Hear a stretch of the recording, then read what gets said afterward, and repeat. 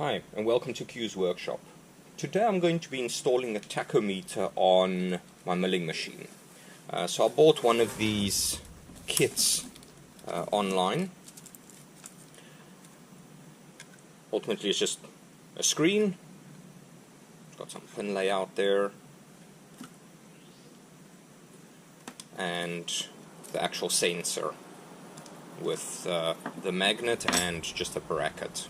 So I won't really be using the bracket.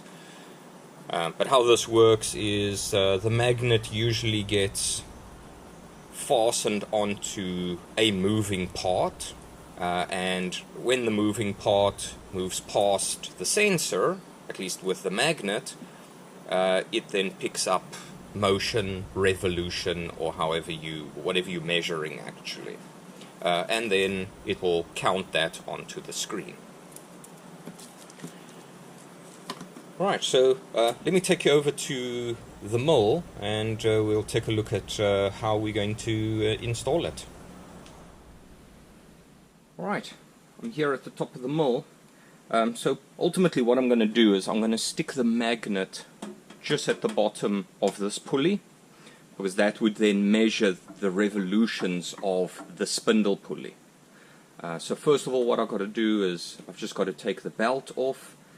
This big nut on the top here has to be taken off. I found this plumbing socket kind of fits the best. It is a little bit loose, but I couldn't get the exact size. But I have used it before to take off the pulley, so I'm just going to use that again. To keep the spindle from turning, there's actually, if I bring you down a bit, bring you down here, when you move the quill down, there's actually a gap here which you use for the drift key to take when you want to take the MT3 taper out for the chuck. So you use a drift key, you hit through there to actually remove the taper. So what I'm going to do is I'm just going to align the holes between this outer sleeve and the actual spindle and drop just a screwdriver or a drift in there just to hold the spindle while I'm turning the big nut on top.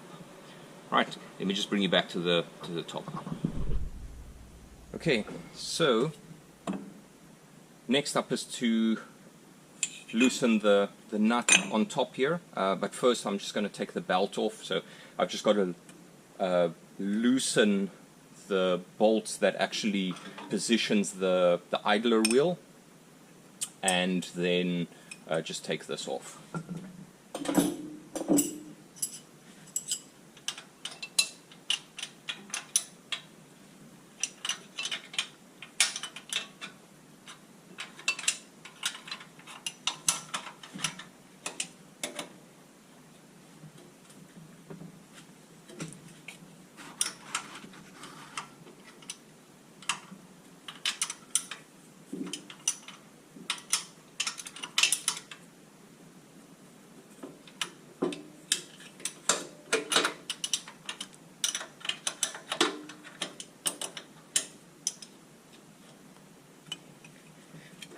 Okay.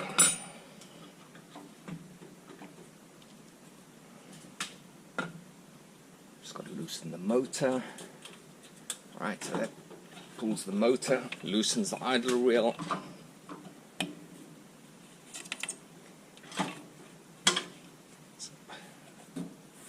There we go. Alright, so I've got the screwdriver in the bottom now, in the drift key slot. So that's locking it down there, and we can loosen this. There we go.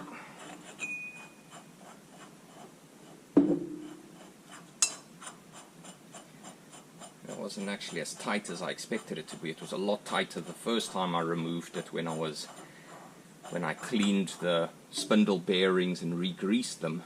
This was a lot tighter. Okay, so now I'm going to use a bearing puller. So this is going to have to hook on here. So what I'm going to do is I've got little steel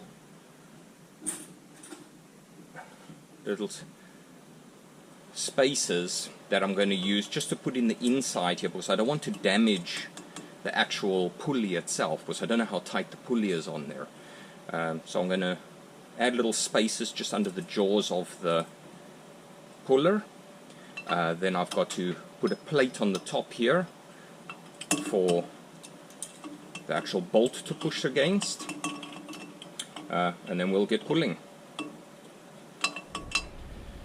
Right, so I've got a piece of scrap aluminium that I'm going to use. All I did is I just put a little divot on the back, so that fits just in there, like that. So also I'm just I've lengthened this as far as it can go, because I'm going to put it into the second belt groove, purely just to help with some rigidity when I pull, because I'm scared that it's actually going to bend this top thin plate if I hook it on this one. So I'm going to go for the second one. So let me just get these little spacer plates in.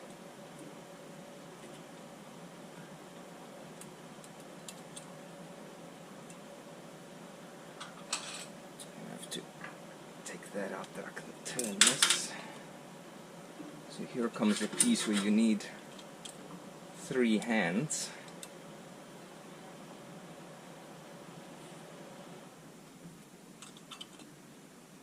Okay, so that's in. So let's just turn this until it's tight. There we go.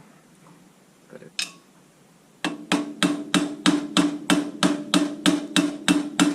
Just moving my block over a bit, that it doesn't slip down on the one side.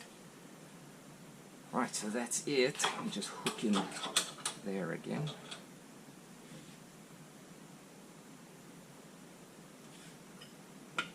This is this.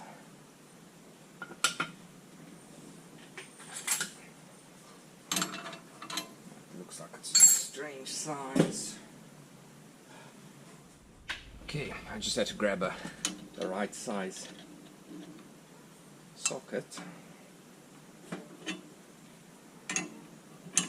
Okay, so for the spindle, I've got the screwdriver in again. Oh, there it pops. Did it hook off or did it come loose? Oh, there we go. Oh, geez, I thought I was going to put a lot more effort on than that. But there it's loose. Right, so I guess what we now need to do is just drill a small divot here. I'll probably use an end mill so that I can keep it flat at the bottom.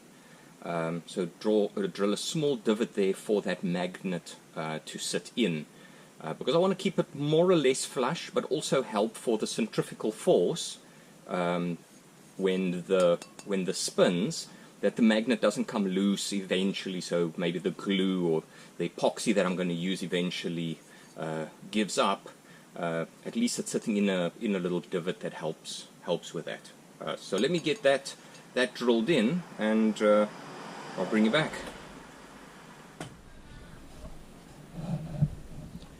Alright, so because obviously the milling machine is out of order now, I don't have a drill press, so I've just got one of these, or a proper drill press. I've just got one of these small little setups with a hand drill in it, so hopefully it's rigid enough just for me to put a small little divot in the edge here. So I've got it lined up to where I want, because I want it on the inner edge, because there's the most amount of meat here in the inner edge. So obviously I don't want to break through the wall into this bottom pulley belt groove. So I'm going as close as possible to the inner wall here as possible, and then yeah, let's give it a go and see if this is rigid enough to actually do anything.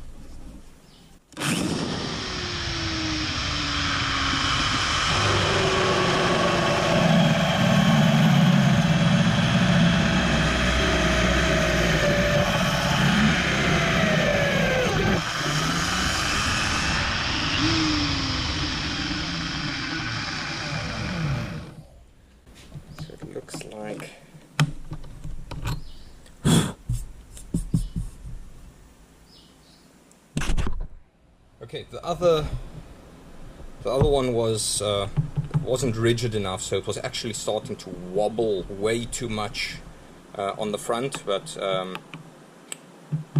the actual end mole was a bit loose, so I did fasten it, but it looks like it came loose. So I've just put a shorter one in to help with rigidity, and then also clamped this one down pretty good in the chuck. So let's give it another go.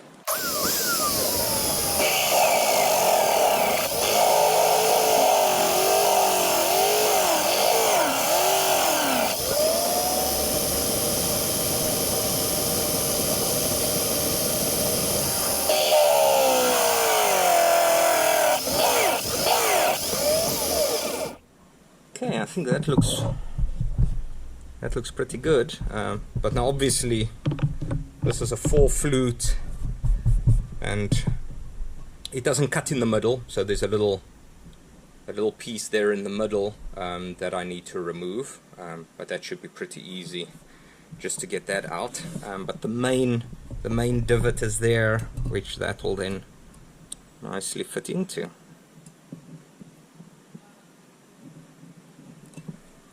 Alright, so I'm just going to get this cleaned up and then I'll bring you back.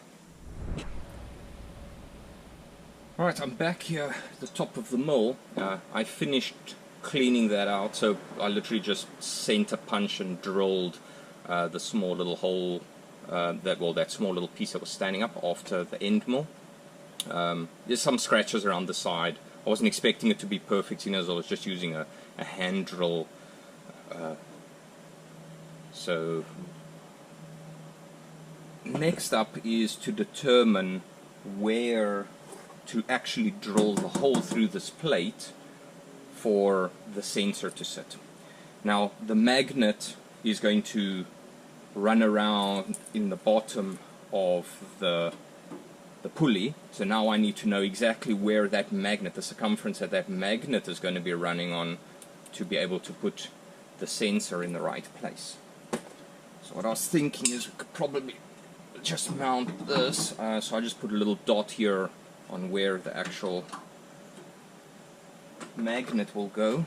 So I've got one of these pencils with the long nib on the front, but let's take this and we just put it on the side of the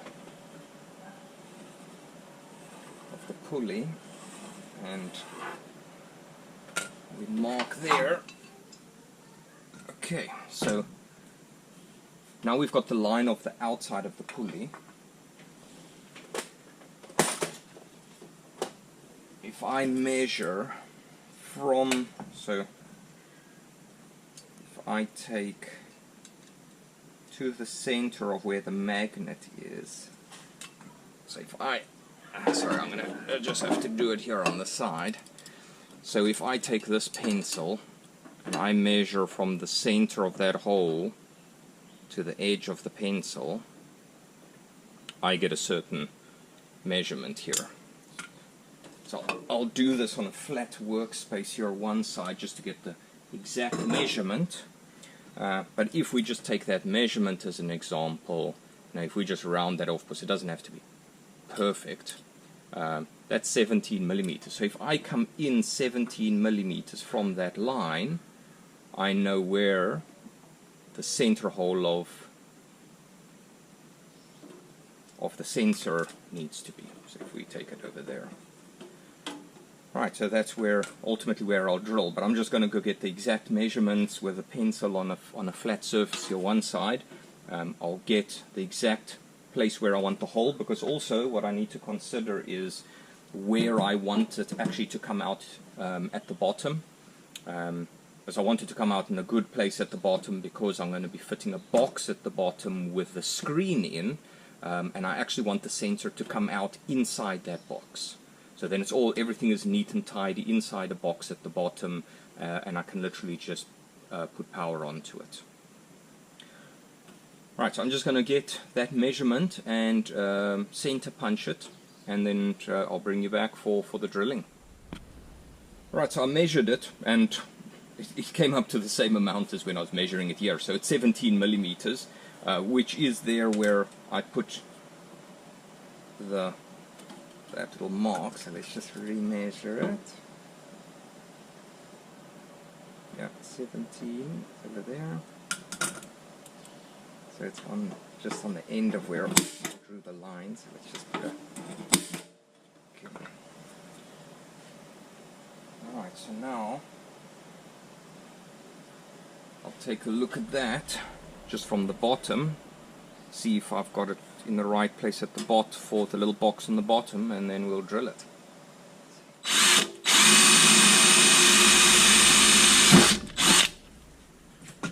Alright, let's just check. Yeah, that will work at the bottom. Alright, so now just get the right size drill.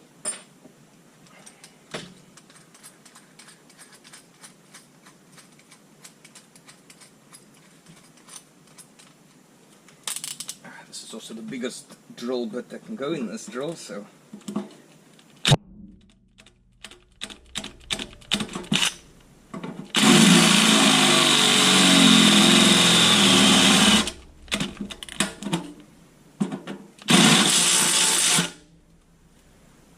alright, there we go.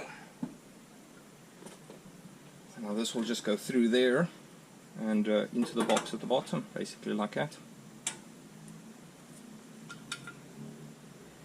Okay, I'm just going to clean all of this, vacuum all of this out here, and then I'll mount it, and then we can get the pulley back on. This is all drilled through, cleaned up here. It's time now to get the pulley back on, so I just epoxied the magnet in there. So let's get everything put back together, and then we can actually get the sensor put in and spaced correctly.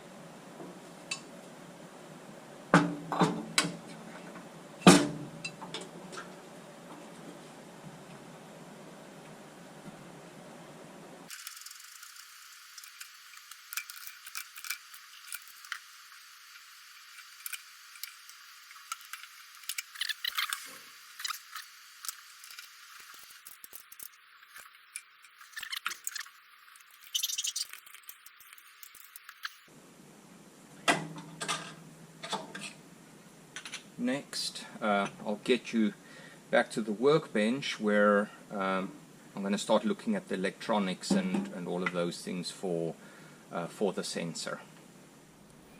I'm back here at the workbench to actually get this all soldered up and the power put onto it. So I 3D printed a little box for it.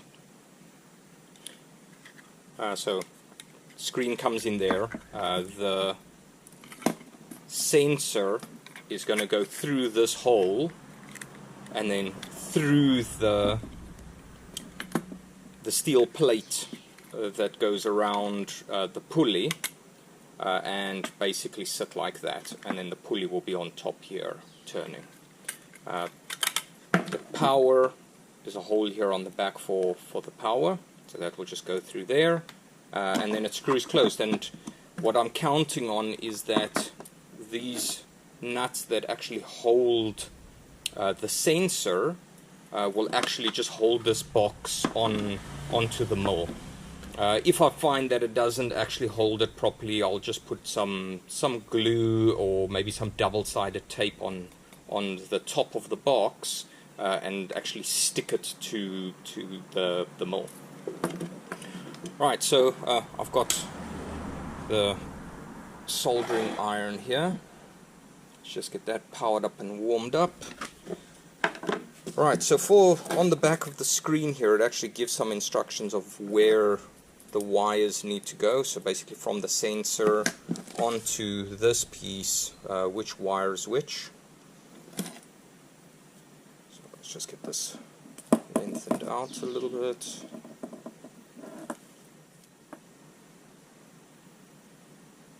Waiting for this to heat up properly.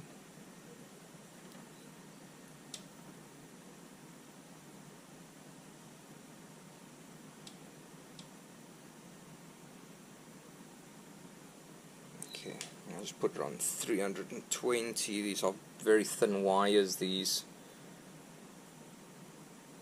I'm scared it's going to melt the plastic too much. I've also got some shrink sleeving that I want to put on. So based on this, the black wire goes on to, so in this orientation, with that plugs like that, the black wire from here goes onto this last one. So I'll probably start with that, because where the brown and the blue wire goes on, those are going to be double wires. So the power wires go on with it. So the power wire and one of these, so brown and positive power, has to go on to that end one. I don't know, I don't think my thin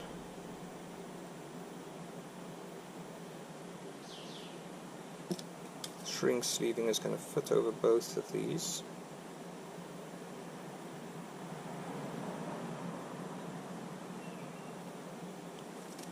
It doesn't look like it.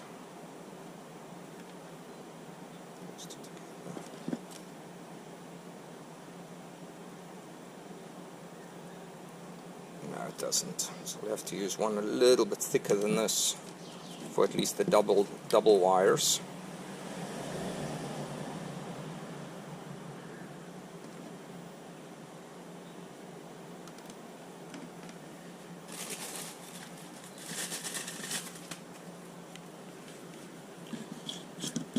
Let's get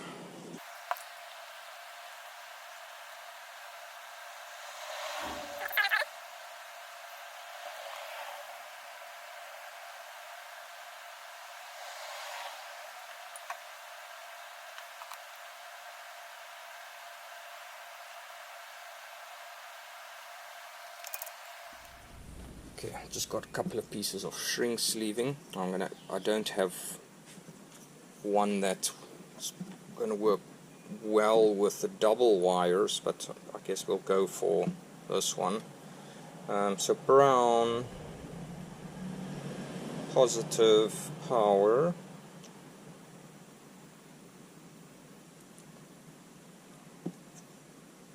Let's see if we can get, let's pull that one open.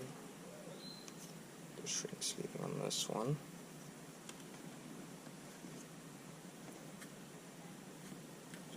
Right, so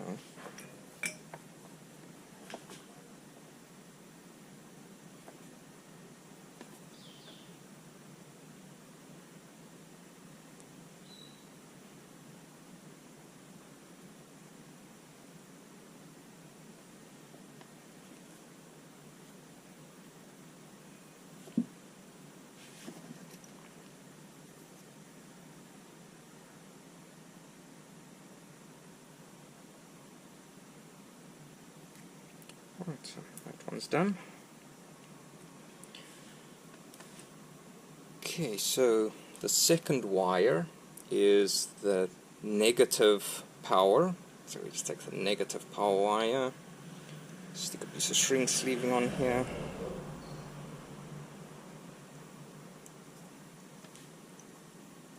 Go, negative power, let's just get some solder on here.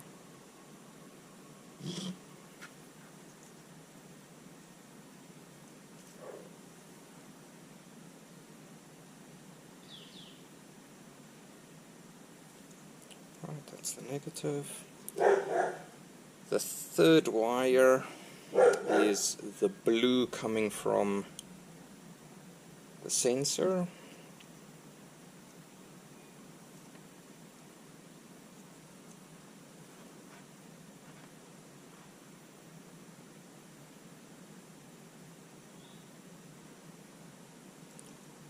That's done.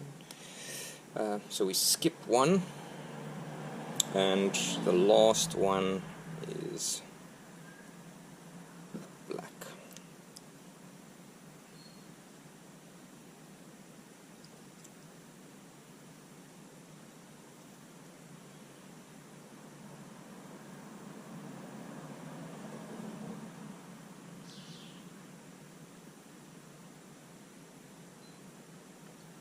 There we go. That's it. And then this one, I'm just going to cut that one off, just in case it leads to something on the board that it doesn't short out against anything. That's all of them. Let's just get the shrink sleeving melted.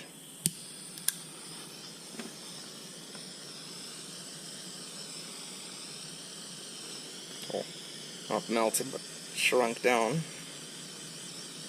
Just heating it up.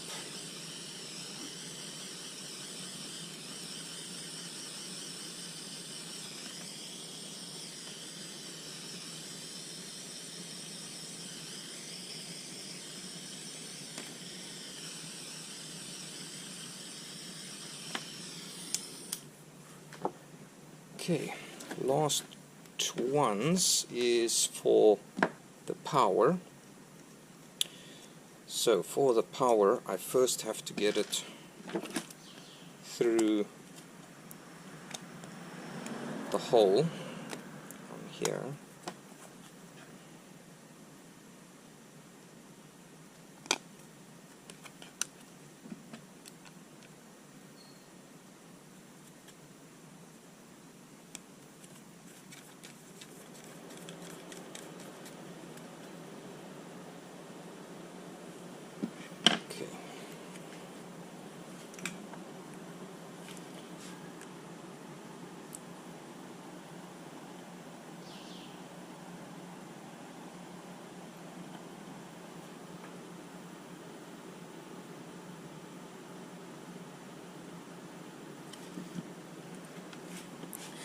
I'm going to do these to the side because I don't want them to come out straight, so I'm going to just do them towards the side.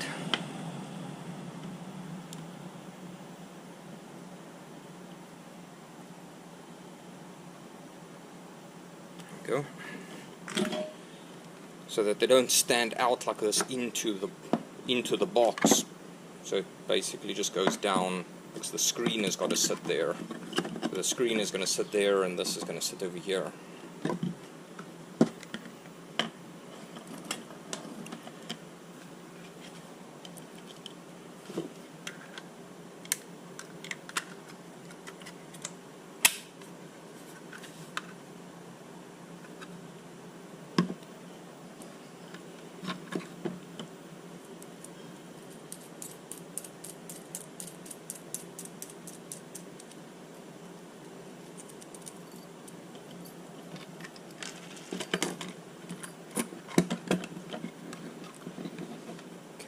Stick this on here just to keep everything together, that we can test it. Like that.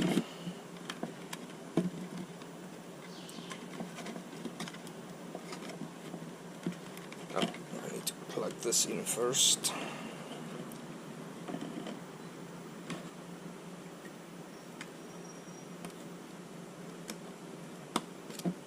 Go.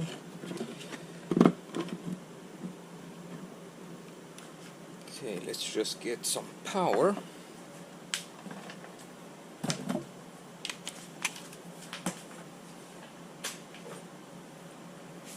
Okay, so I've got some power here. Let's just plug that in. There we go. Sorry, on flickers when it comes through on the camera. Let me just get another magnet, and then we can actually test if everything is working the way that it should. So I've got another set for the lathe. So I'll be doing a video some other time with one for the lathe. But just so if we take the magnet and we just go past there,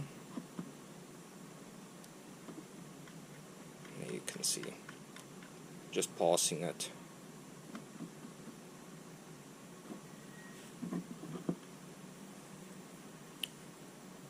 So obviously that's just taking it past, so it's not completely accurate, but let me get this piece mounted up under the mill and then we can give that a check. Alright, I've got it mounted up, so literally I just, after I soldered everything and put the box together, just dropped it through the hole there and fastened the nut on the side, and just made sure that it doesn't actually hit the magnet when the magnet does come around.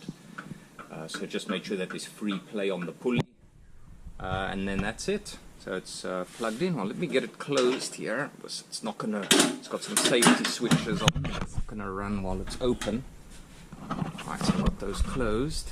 I've currently got it set on belt first position, so on this one here it's on the first position. On this pulley here it's on the third position. So if we take it on the first position here, it's on the third position there, which means it's this belt over here, which is a 7, so it's 1/7. If we take 1/7, I don't know if that's picking up, but if we take 1/7 at 50 Hertz, it's meant to spin at 1205 RPM. Alright, so let's turn it on.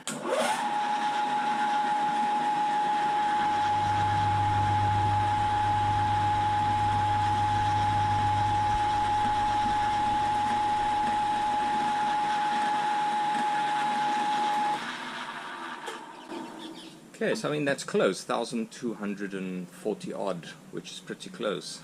Well, I'm happy with that, because at least it gives me a good indication of what speed I'm running without going and checking on the little chart there after I've changed it, depending on what I'm drilling or what I'm milling, and the size.